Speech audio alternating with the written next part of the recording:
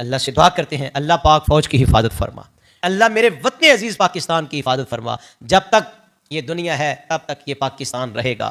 اس پاکستان کو مٹانے والے خود مٹ جائیں گے۔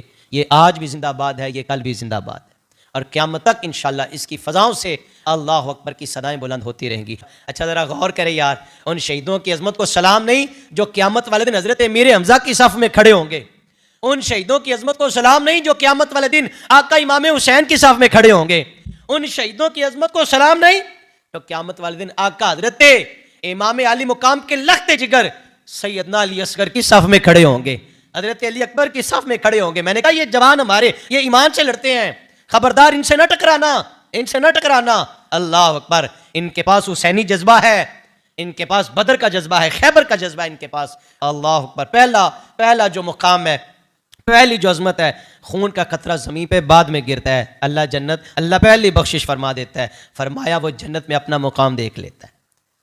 دوسرا مقام، دوسری عظمت، دوسری اللہ تعالیٰ کی طرف سے یہ جزا، کہا کہ وہ جنت میں اپنا پہلے مقام دیکھ لے، اس کو ایمان کامل پہنایا جائے گا۔ اس کے ایمان کی کاملیت کی گواہی میرے نبی پاک علیہ السلام دے رہے ہیں، اور جس کے ایمان کامل کی گواہی حضور دیں۔ اللہ اکبر۔ اور چوتھا انعام کیا ہے؟ اس کو اللہ انعام میں بڑی آنکھوں والی حور اس کے نکاح میں دی جائے گی، اس کے نکاح میں بڑی آنکھوں والی حور، اللہ نے وہ انعام بھی جنت میں رکھے ہیں۔ اللہ اکبر۔ پانچواں انعام، اس کو عذاب قبر نہیں دیا جائے گا، قبر میں بالکل محفوظ۔ اور شہید کے لیے تو قرآن کہتا ہے وَلَا تَقُولُوا لِمَن يُقْتَلُ فِي سَبِيلِ اللَّهِ أَمْوَاتٌ بَلْ أَحْيَاءٌ وَلَٰكِن لَّا تَشْعُرُونَ۔ وہ تو زندہ ہے، تم نہیں جانتے۔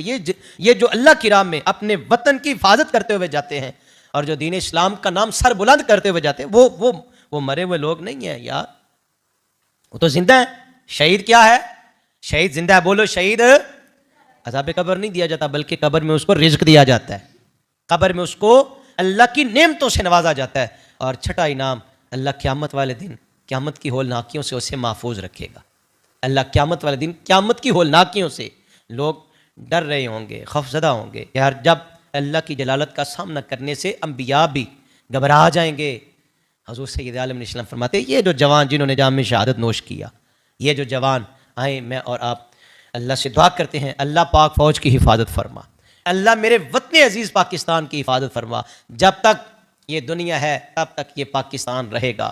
اس پاکستان کو مٹانے والے خود مٹ جائیں گے۔ یہ آج بھی زندہ باد ہے، یہ کل بھی زندہ باد ہے، اور قیامت تک انشاءاللہ اس کی فضاؤں سے اللہ اکبر کی صدائیں بلند ہوتی رہیں گی، لبیک یا رسول اللہ کی صدائیں بلند ہوتی رہیں گی۔ اللہ میرے وطن کو اپنی رحمتوں کا حصار نصیب فرمائے۔